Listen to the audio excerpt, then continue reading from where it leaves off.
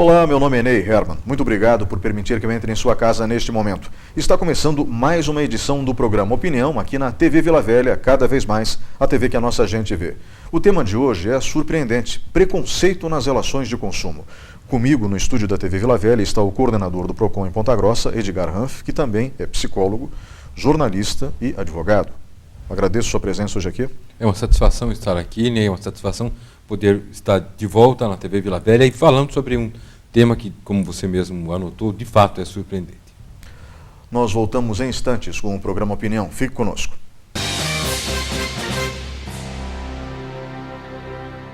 Programa Opinião. Apoio Supermercados Tozeto. Bem mais que um supermercado.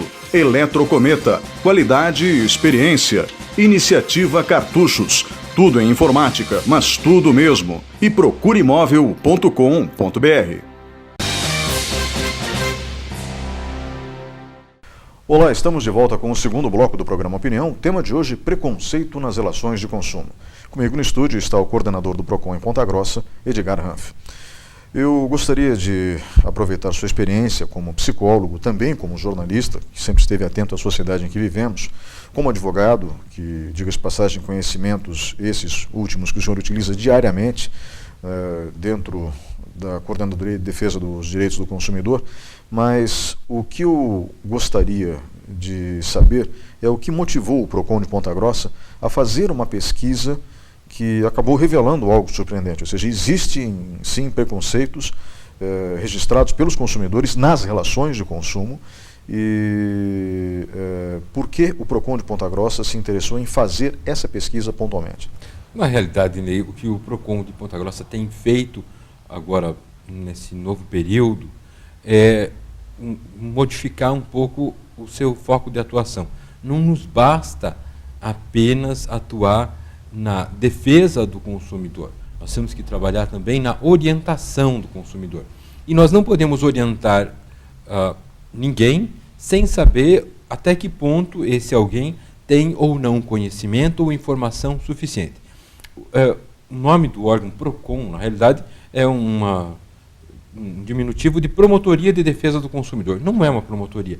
Na realidade, o órgão que hoje eu coordeno é uma Coordenadoria Municipal de Orientação e Defesa do Consumidor, ou seja, inclusive na sua configuração, a orientação deve preceder a defesa. Por quê? Nosso objetivo dessa gestão,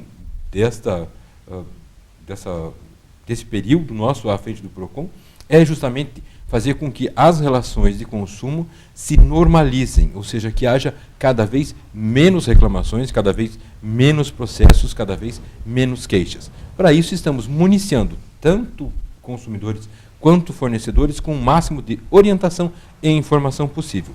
Para chegar na orientação e na informação adequadas, são necessários alguns passos. Entre eles, conhecer o nível de informação, de instrução e de preparo do próprio consumidor e, entre eles, o nível de percepção que o consumidor tem de seus direitos e de suas prerrogativas. A questão agora, a gente já fez um programa sobre isso, será que nós temos noções dos nossos direitos? A impressão que eu tenho é que não, nós não temos noções dos nossos direitos. Aliás, o senhor como jornalista, durante o período que esteve à frente do Jornal da Manhã e também trabalhando em outros veículos de comunicação, no seu blog, o senhor deve ter acompanhado isso de perto, né? A nossa população é profundamente desinformada e desassistida. Na realidade, a assistência não é tão pequena assim. O que há é desinformação e muita falta de instrução. Não há instrução, não há preparo para o exercício da cidadania, não há preparo para o exercício dos direitos.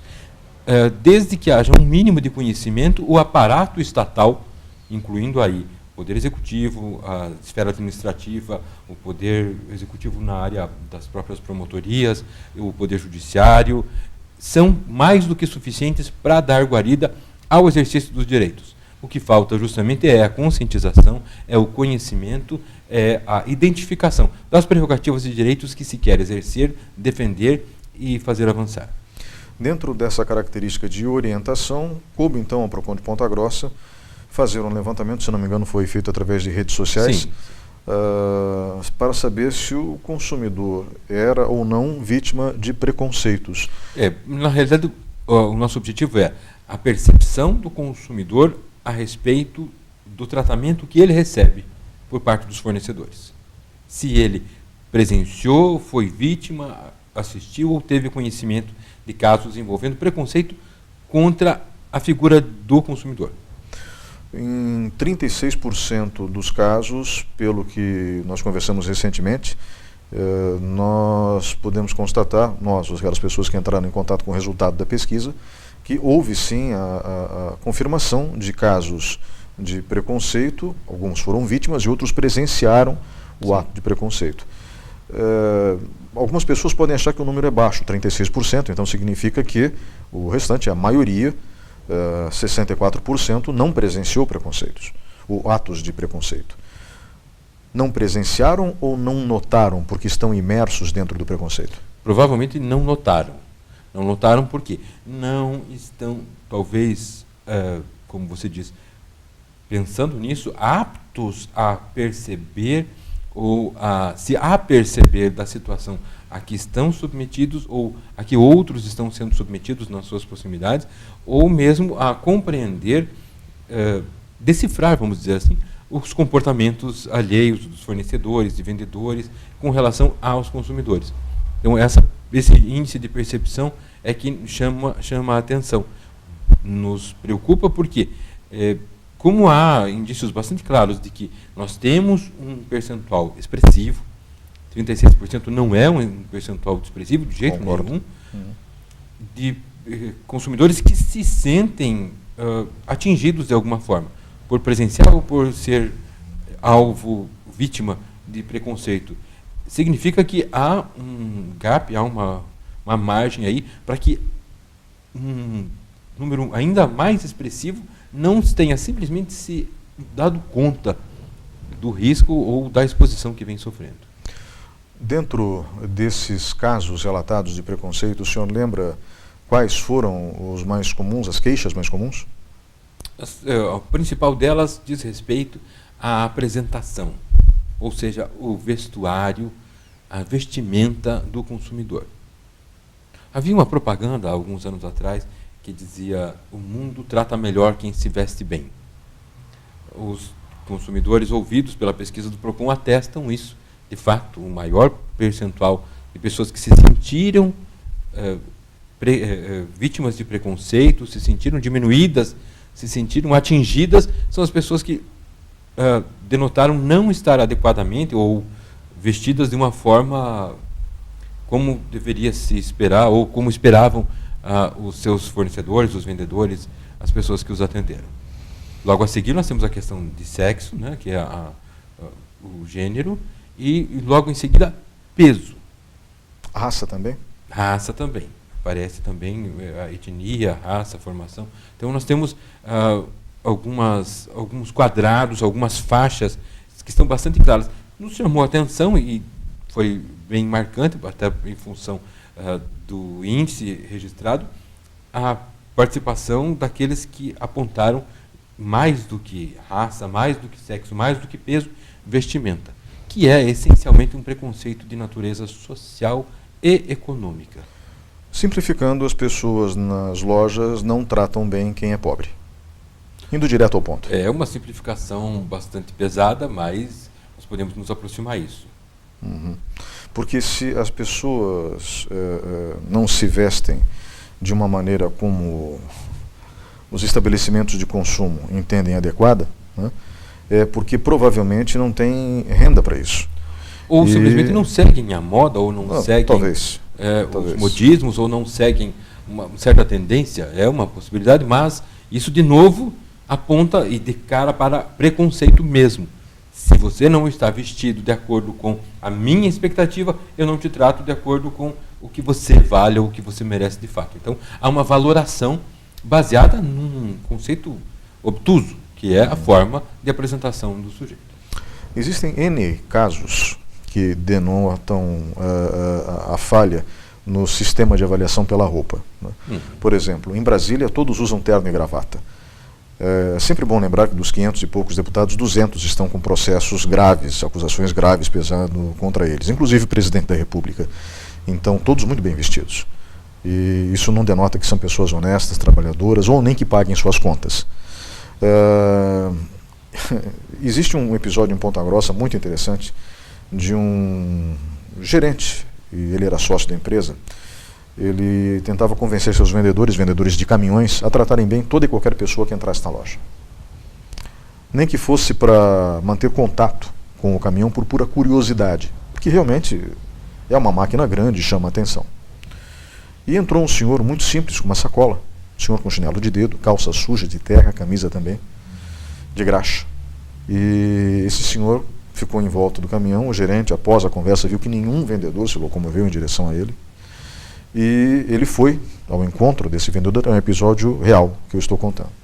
Foi o gerente da loja foi ao encontro desse consumidor, e ali, conversando com ele, ele fez uma série de questionamentos, todos lógicos, racionais, e por fim ele perguntou: vocês entregam na propriedade o caminhão? Sim, entregamos. Né? Quanto custa cada cavalinho desses, ou seja, como se chama, né? A máquina em si, sem a carreta? Aproximadamente uns 150 mil. Tá bom. Eu tenho 300 mil aqui na bolsa. Daí ele abriu e mostrou o dinheiro. Eu tinha 300 mil reais em dinheiro vivo. Eu quero comprar 2 nesse momento. Depois eu trago o dinheiro restante para comprar outro. Você pode entregar esses 2? Eu estou precisando deles com certa urgência na minha propriedade? Claro. Sem problema algum. É óbvio que ele, sócio, gerente de vendas, ficou com a comissão daquela venda. Nada mais justo. Não é? Existem outros casos muito similares, espalhados pelo Brasil, onde agricultores, ele era um agricultor, vão até os estabelecimentos trajados da forma como estavam no trabalho. De fato. Né? Portanto, julgar pela roupa, como eu citei o exemplo de Brasília, que não denota caráter, ou o exemplo desse senhor extremamente honesto e, diga-se de passagem, razoavelmente ingênuo, porque você não carrega 300 mil reais numa bolsa, é perigoso, né? Entrou na loja e conseguiu ser bem atendido por alguém, que era o dono da empresa, gerente de vendas, mas também sócio da empresa. Então, nós vemos que é uma estratégia equivocada. Mesmo sabendo disso, mesmo com todos os casos apontando para episódios como esse, ainda existe o preconceito. Sim. Ainda existe o preconceito.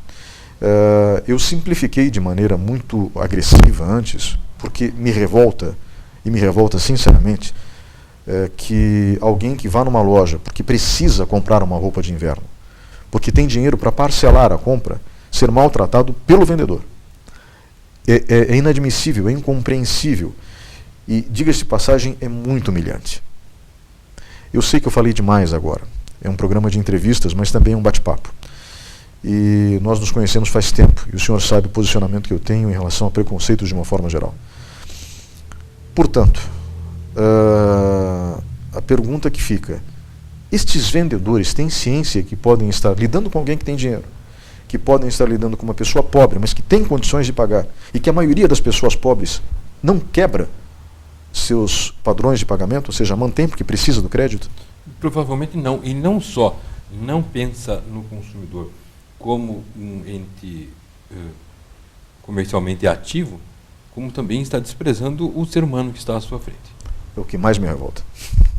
Porque muitas vezes a avaliação prévia, esse preconceito, esse pré-julgamento baseado unicamente no trajar, no calçar, ou mesmo no linguajar empregado pelo consumidor ou pela pessoa que está ali, não denota absolutamente nada, a não ser o estado de espírito do sujeito naquele momento.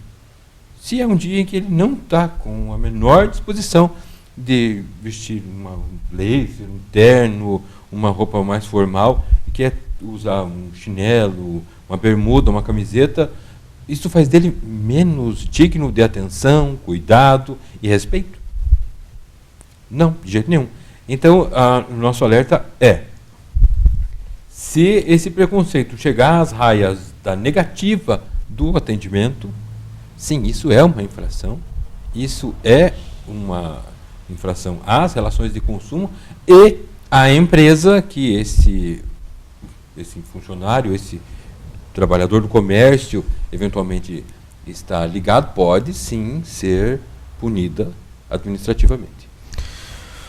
Quais foram... Só completando, também há a possibilidade de o consumidor individualmente buscar a reparação judicial pelo dano moral que ele possa ter sofrido. Né? Então, uma coisa não exclui a outra. Né? Porque as relações de consumo devem ser paritárias. Eu trato bem e com justiça, dentro de um princípio, dentro de um patamar de igualdade, de equidade, e devo ser tratado da mesma forma. Eu gostaria de saber o seguinte: que estabelecimentos foram mais mencionados na pesquisa como ambientes preconceituosos? Que tipo de estabelecimento? Estranhamente, lojas de vestuário. Lojas de confecções, roupas prontas. Estranhamente. Porque se alguém vai, teoricamente, de acordo com a expectativa do vendedor, não tão bem vestido, é um cliente potencial. Sim, porque ele está ali justamente para fazer um upgrade até no seu guarda-roupa. Mas, pelo que a pesquisa mostra, há sim um distanciamento, uma reserva nesse aspecto, e o que é bastante preocupante. Percentualmente falando, quanto das queixas?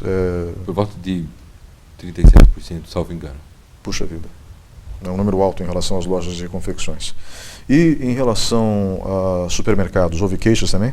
Sim, por cerca de pouco menos de 10% das pessoas que se sentiram vítimas de algum tipo de preconceito ou presenciaram algum tipo de preconceito apontaram que isso se deu em supermercados, que são, por essência, estabelecimentos generalistas, onde todos, do ricaço, do milionário, do banqueiro, do deputado, até o trabalhador braçal mais assalariado, a pessoa que ganha uma bolsa auxílio, todo mundo frequenta. Então, o supermercado não poderia ser palco desse tipo de... Quer dizer, nenhuma empresa, nenhum estabelecimento deveria ser. Mas tem um supermercado que é essencialmente generalista e que tem uma multiplicação, uma multiplicidade, aliás, de atores, de figurantes ali participando, é bastante chamativo esse dado. Uma coisa curiosa, o preconceito é praticado normalmente não pelo gerente ou pelo proprietário, mas pelos empregados, né? Por quem está na ponta do atendimento. Nós não chegamos a esse nível de detalhamento nesse primeiro levantamento. Mas, se você levar em consideração que, em 90% dos casos, quem faz o atendimento não é o gestor ou o gerente, então a tua acepção está correta.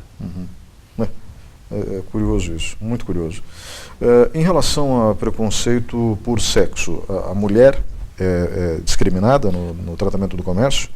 Veja, nós não temos esse ponto, mas é uma ilação bastante possível, porque a maioria das respostas que obtivemos são de consumidoras do sexo feminino. E peso, eu sinceramente fiquei muito surpreso com esse resultado da pesquisa. Quer dizer que eu, por exemplo, que me encontro assim, 15 quilos acima do peso, devo esperar ser maltratado no comércio de Ponta Grossa, pelo que indica a pesquisa? Se o padrão é a expectativa do fornecedor, do vendedor, é possível que não me encaixe. Se eu não me encaixo com a forma de vestir, eu posso não me encaixar pelas medidas corporais. Desculpe, mas é tão ridículo que não há como... De fato. Não, eu não considero ridículo, eu considero preocupante, porque isso demonstra mais do que apenas um desajuste, mas demonstra uma desconsideração para com a pessoa que está no papel, ou na figura, ou exercendo o seu papel de consumidor. É uma pessoa, não é um ente, não é uma ficção. Eu acho absurdo e explico. Não há a menor lógica em você tratar alguém que tem excesso de peso de maneira diferenciada, seja numa loja de confecções, seja num supermercado. Pelo contrário, teoricamente, eu que tenho excesso de peso, e eu tenho excesso de peso, eu devo ser tratado de maneira privilegiada em supermercados, porque teoricamente eu como mais. Afinal, ou como de maneira desregrada, ou como produtos de alto valor agregado, né? Automaticamente aqueles que engordam. Então, é absurdo. Sim, e há nichos de mercado específicos. Veja, mesmo em Ponta Grossa, proliferam as lojas que oferecem linhas de vestimenta plus size ou que são especializadas em vestuário plus size, ou seja, destinado às pessoas com tamanhos grandes.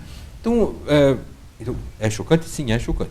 E, no entanto, se você fizer uma caminhada pelas principais ruas de comércio da cidade e perceber os manequins que são apresentados, os modelos que são apresentados, nós temos aí uma prevalência talvez de 95% de manequins esquálidos, magérrimos, né, destinados a pessoas que trajam manequins menores.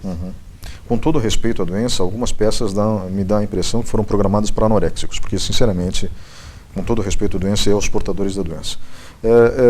Eu vejo isso, eu não cheguei no plus size ainda, né, mas existem muitas peças que vêm sendo vendidas que são, eles chamam de slim, e slim já não cabe em mim faz algum tempo, a menos que eu me submeta a um regime severo. E eu falo, não, muito obrigado, eu não quero. Né? E às vezes é o que tem na loja. Então daí, agora que eu parei para pensar nisso, eu não tinha percebido antes. Quando eu vejo que é o que tem na loja, curiosamente a vendedora ou o vendedor meio que se distancia, como que, puxa, eu não tenho nada para oferecer para ele. É interessante, me apercebi disso agora, já fui vítima de preconceito por peso e não sabia.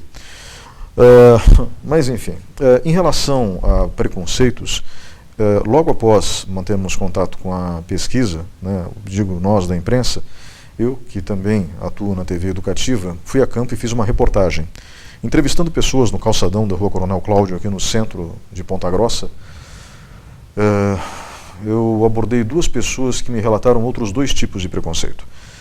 Uma senhora que falou que sofre preconceito, é vítima de atitudes preconceituosas, melhor dizendo, em diversas ocasiões, pela idade, jovem ela, 63 anos, mas vítima por causa da idade, e um outro rapaz, muito inteligente, vítima porque era portador, ou é portador de uma necessidade especial, ou seja, um deficiente físico. Hoje a nomenclatura utilizada é pessoa com deficiência. Então, isso também existe. E também choca pelo volume de conscientização que existe em relação à história da melhoridade, ao respeito com o portador de deficiência ou a pessoa com deficiência, enfim. É como se todo o discurso dos últimos 30 anos fosse inócuo, né? E porque existe um discurso midiático de respeito aos idosos e aos deficientes físicos. Um discurso de respeito à diversidade em si. Né? Mas, diga-se de passagem, com um foco muito grande nesses 2 públicos. Sem dúvida. Né? E mesmo assim vem sofrendo preconceito. Foi relatado na rua, assim, ao acaso. Esbarrei com essas pessoas numa enquete e constatei isso. Não surpreende o senhor, né? De jeito nenhum. Por que não surpreende? Porque tanto a pessoa com mais idade quanto a pessoa com deficiência, elas se distanciam do protótipo. O que é o protótipo? Um modelo slim, bem vestido, com dinheiro, com posição, com peso adequado, com a vestimenta adequada, da raça adequada. Então, tudo aquilo que diferencia, como nós vimos, a vestimenta não ser adequada, o sexo não ser adequado, o peso não ser adequado, a opção sexual não ser adequada, e há casos de consumidores que relataram na nossa pesquisa, percentual pequeno, mas ainda assim representativo, de pessoas que sofreram preconceito em função da opção sexual. Tudo aquilo que foge daquele protótipo já recebe um tratamento não tão adequado. E, de novo, ignorando-se o fato principal e primordial de que não é apenas um consumidor, mas é uma pessoa que está diante desse quadro. Sabe, a sociedade se desenvolveu em torno de estados teocráticos. Numa determinada altura da história, o discurso do amor tomou conta das religiões, eu falo discurso. Esse discurso passa a ter uma ênfase muito grande, principalmente no Ocidente, graças a João XXIII e o Concílio Vaticano II, dentro da população cristã católica.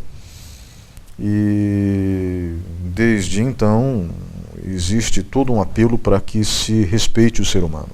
As campanhas da fraternidade fazem muito sucesso todo ano, ganham espaço na mídia.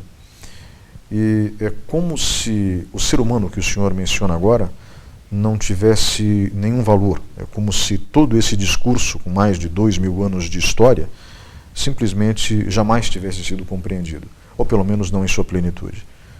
É isso? Veja, na condição de representante de um órgão administrativo, eu não posso manifestar a minha opinião a respeito dessa questão em particular. No entanto, sim, eu vejo que há, de fato, grandes questões, grandes e graves questões que nós, como uma instituição civil, laica, podemos e devemos intervir. E vou além e emprego aqui, utilizo aqui o teu programa para atestar isso. O PROCON, como você sabe, integra a estrutura da Secretaria Municipal de Cidadania e Segurança Pública. O que você e a maioria das pessoas não sabe é que o PROCON está atuando em parceria com o Departamento de Cidadania da mesma secretaria, ou seja, 2 departamentos da mesma Secretaria de Segurança e Cidadania, da qual faz parte também, entre outros, a Guarda Municipal, para oferecer cada vez mais orientação, instrução, preparo e defesa dos direitos inalienáveis da pessoa, do indivíduo, pessoa com deficiência, do indivíduo, pessoa com sobrepeso, do indivíduo consumidor, do indivíduo que tem a liberdade e o exercício de escolha dentro do panorama societário. Senhor Edgar Ranf, obrigado pela participação nesse bloco. Nós vamos agora para um breve intervalo e voltamos em instantes.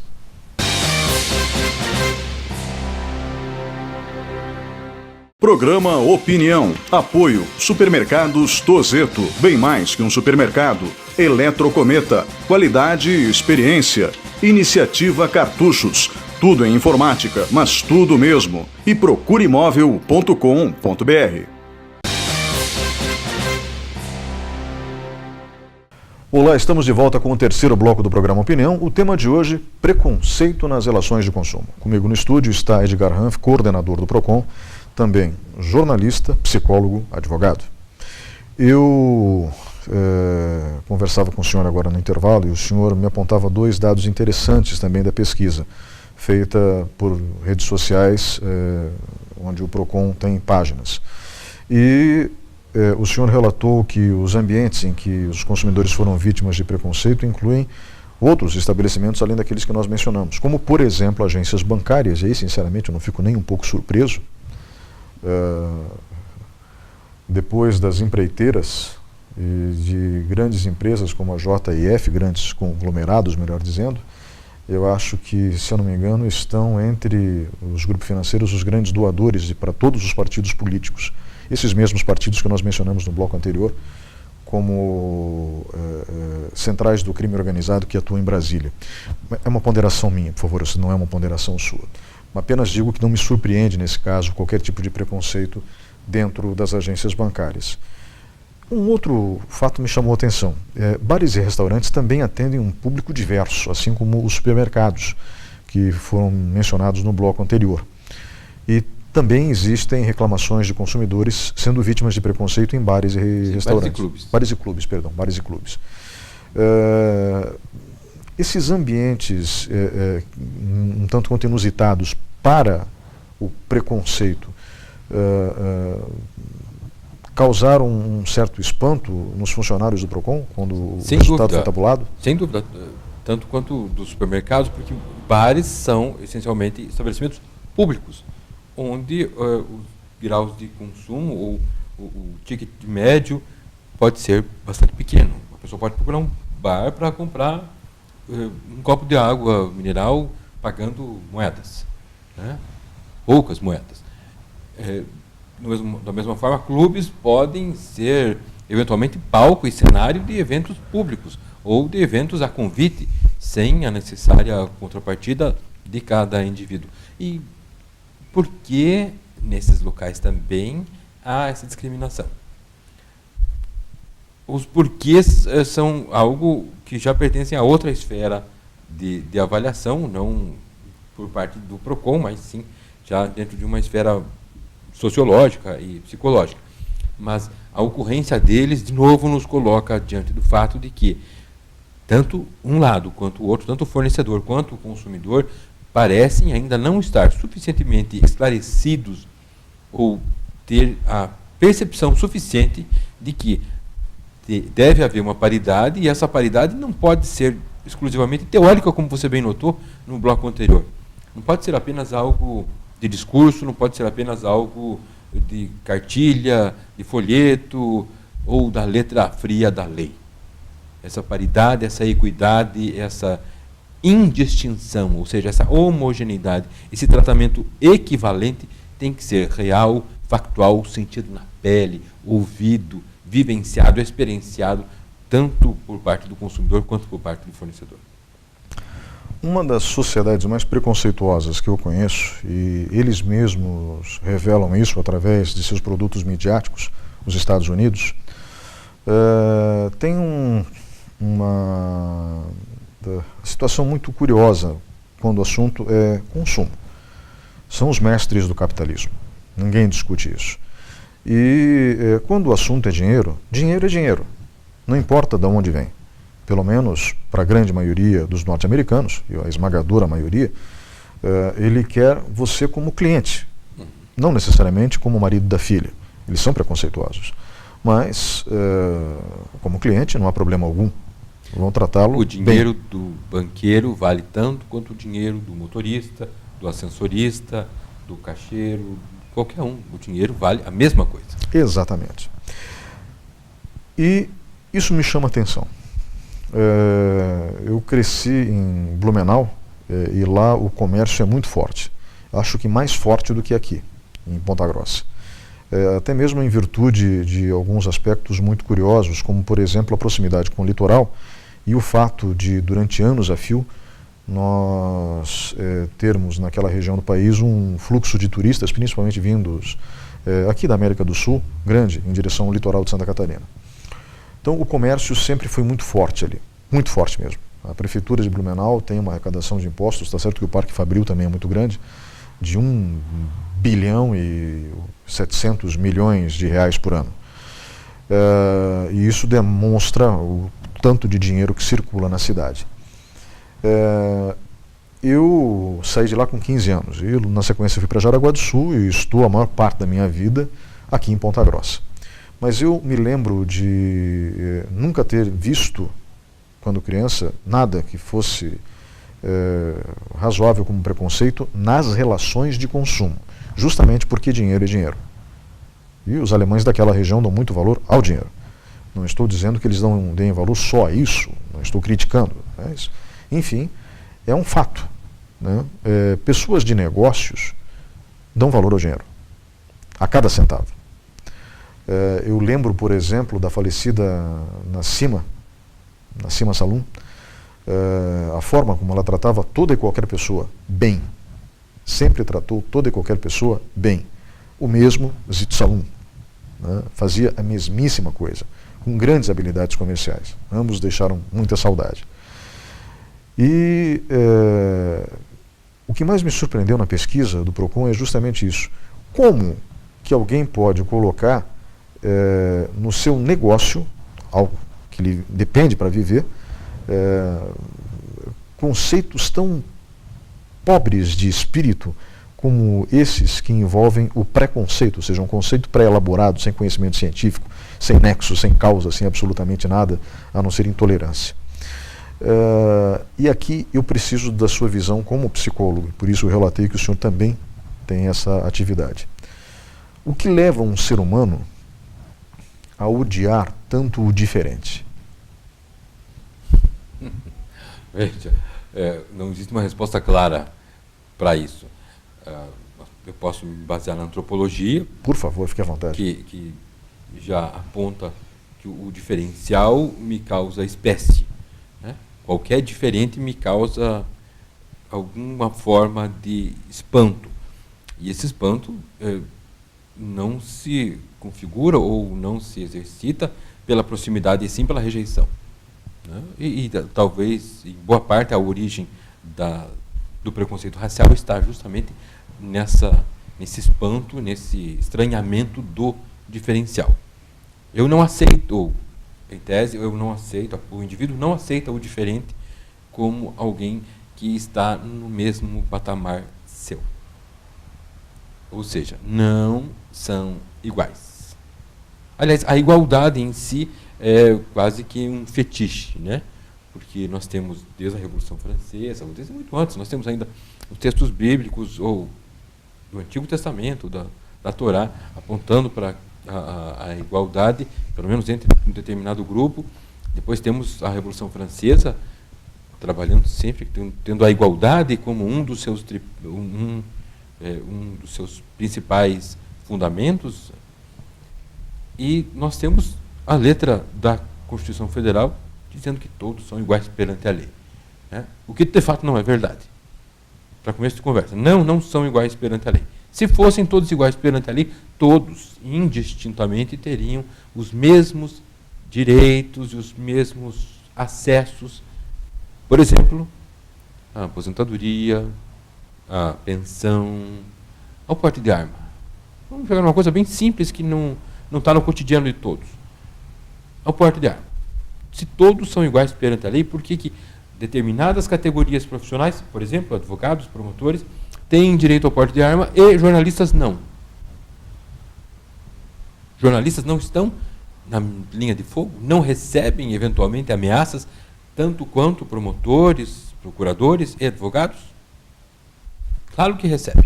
Você é jornalista, eu sou jornalista, todos os jornalistas sabem que sua atividade é uma atividade muitas vezes de alto risco, porque eles estão no local dos fatos, eles estão convivendo com atores dos fatos, mesmo os mais canhestros e assustadores. Então, por que um tem e o outro não tem? Então, o fetiche da igualdade, da equivalência, da igualdade permanente e indiscutível, já vem conosco há uns 5 ou 6 mil anos e foi reforçada na Carta de 88. E nós temos que encarar todo o indivíduo como igual? Não. Os indivíduos não são iguais. As pessoas com deficiência são iguais às outras? Não, elas não são iguais às outras. Elas devem ter as mesmas oportunidades. Um exemplo muito claro.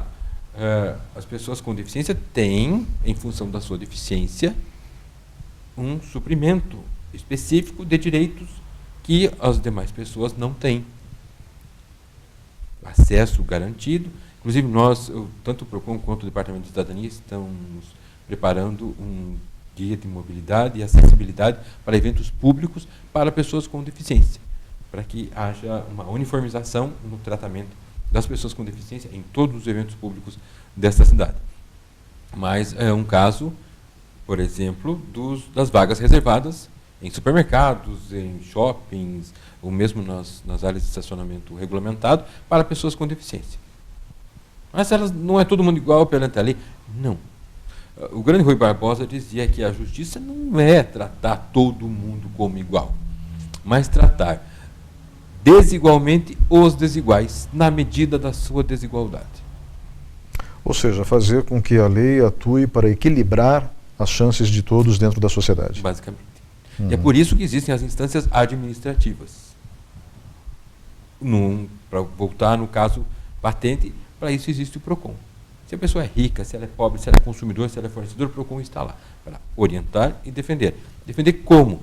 Regulando e equilibrando a relação de consumo, para que uma parte hipersuficiente não domine a outra que é hipossuficiente. Para o que tem mais recursos, dinheiro, conhecimento, não seja predatória àquele que não tem. Voltando à nossa conversa do preconceito, bancos. Como pode existir no banco ou numa instituição financeira preconceito contra o consumidor? O consumidor precisa do banco. O banco não necessariamente precisa daquele consumidor. Embora ele seja o seu cliente e, como você disse, é desse tipo de serviço que emana o lucro do banco e, eventualmente, o salário dos funcionários. Mas há uma segregação, sim. Os consumidores de Ponta Grossa apresentaram para o PROCON que, de fato, eles se sentem, em algumas situações, discriminados ou vítimas de preconceito em instituições financeiras. E ninguém procura uma instituição financeira por mera liberalidade. Ninguém vai ao banco passear. Ninguém vai ao banco porque acha linda a sua coleção de obras de arte expostas nas paredes, se eventualmente tem, ou por causa da sua arquitetura exuberante. As pessoas vão ao banco porque precisam. Então, nada mais justo do que sejam tratados na medida da sua necessidade. Não da sua apresentação, do seu peso, eventualmente da cor da sua pele, ou da sua opção sexual, ou do seu gênero. Uhum. O senhor falou pele, nós falamos etnia antes.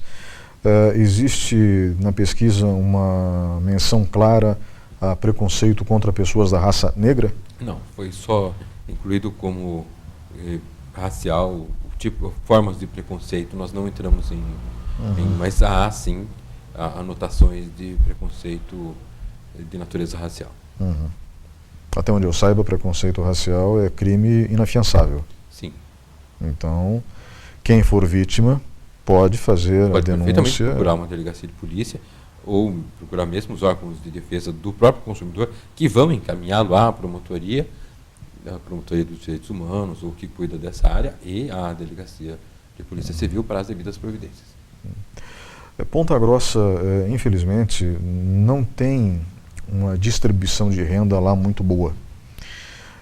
E aqui eu estou sendo bastante generoso nessa observação. Eu estou sendo moderado na observação agora. E essa falha na distribuição de renda, ela coloca a nossa sociedade em situações muito delicadas. É difícil, por exemplo, nós temos uma malha urbana enorme. Dentro da nossa malha urbana cabem 5 cidades, eu falo da zona urbana, de Maringá. Então, dentro da nossa malha urbana cabem Londrina e Maringá, tranquilamente, ainda sobra espaço.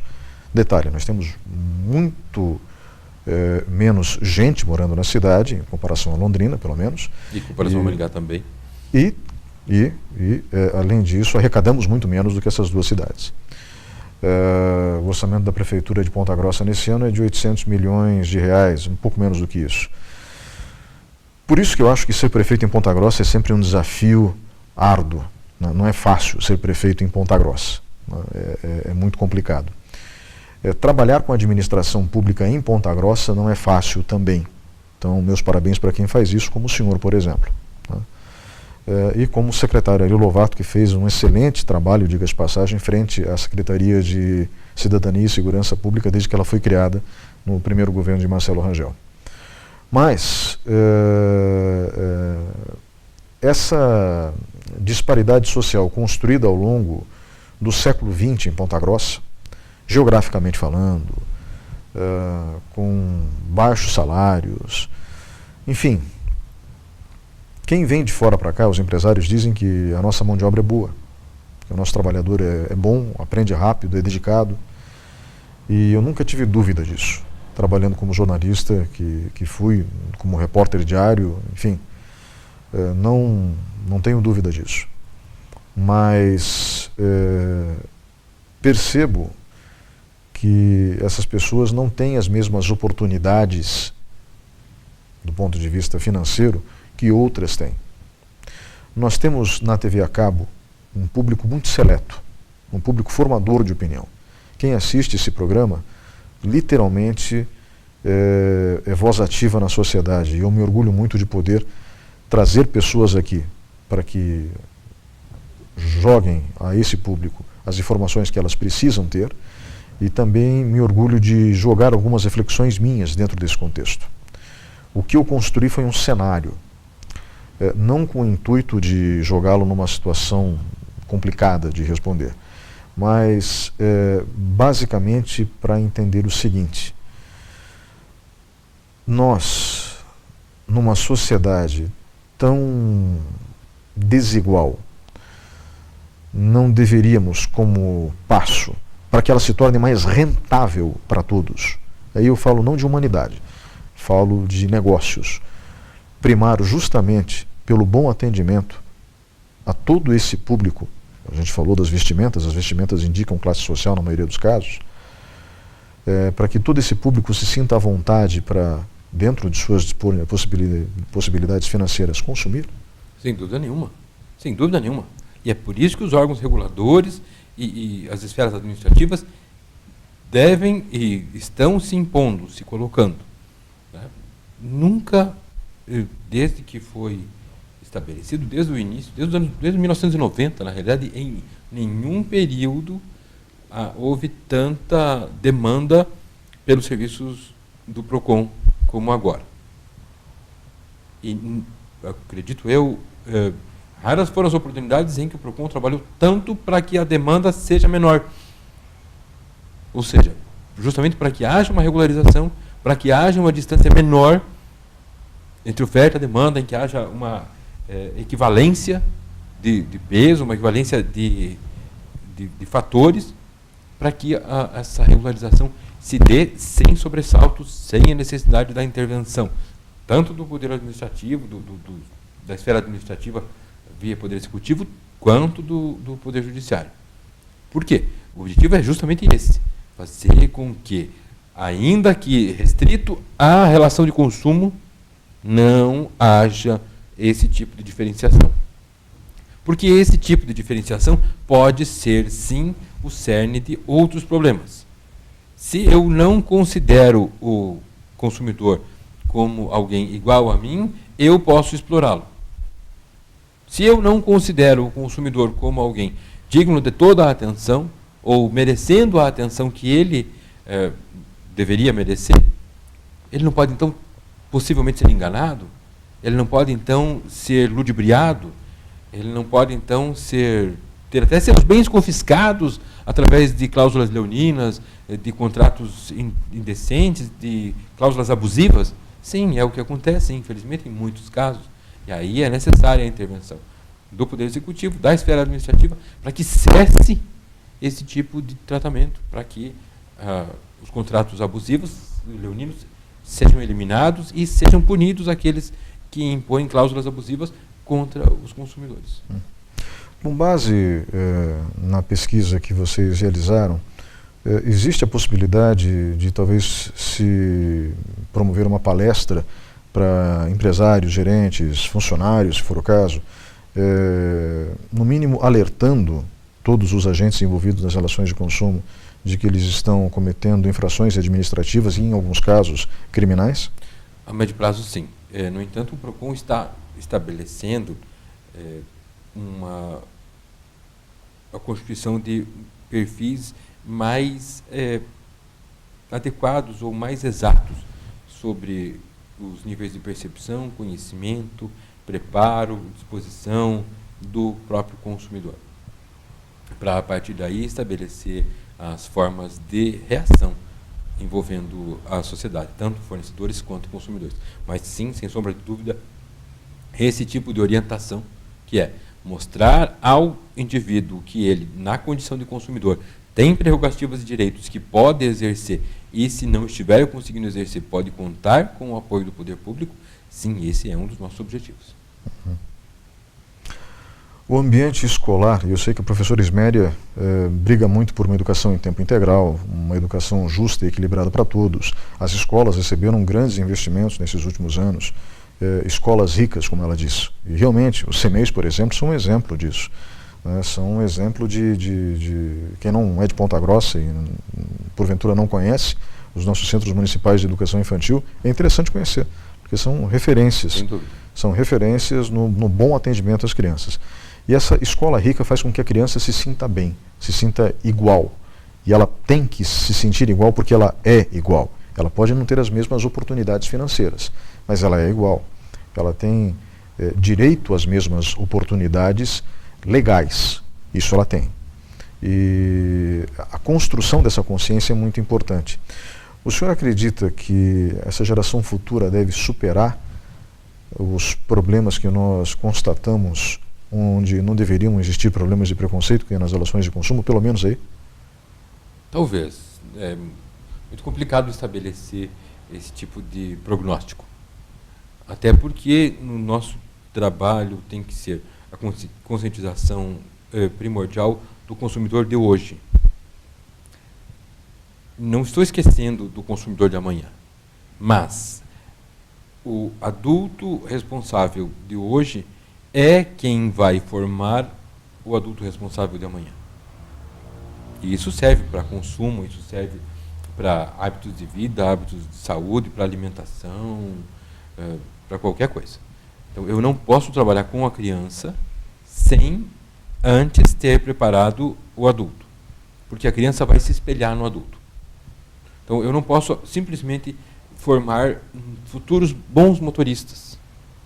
Se eles saem da escola de trânsito, e, eventualmente, ou qualquer outra, não lembrei do trânsito porque é mais simples, um exemplo claro, é fácil de pegar.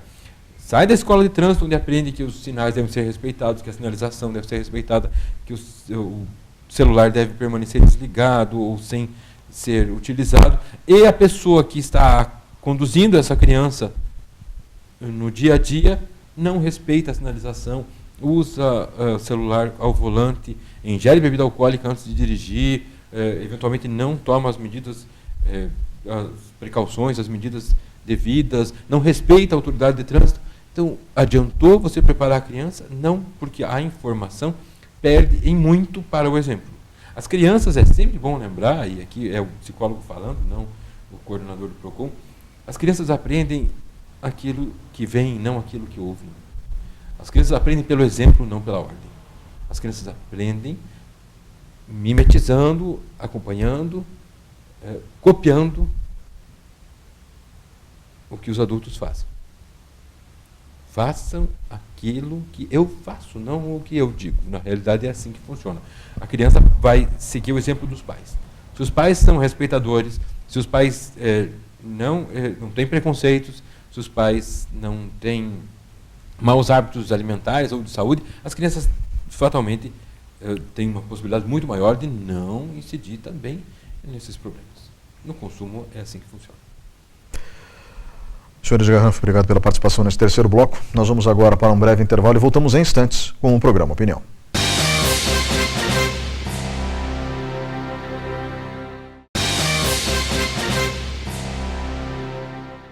Olá, estamos de volta com o quarto e último bloco do programa Opinião. O tema de hoje, preconceito nas relações de consumo. Comigo no estúdio está o coordenador do PROCON em Ponta Grossa, Edgar Hanff, que também é jornalista, advogado, psicólogo. Senhor Edgar Hanff, muito obrigado pela sua presença hoje aqui.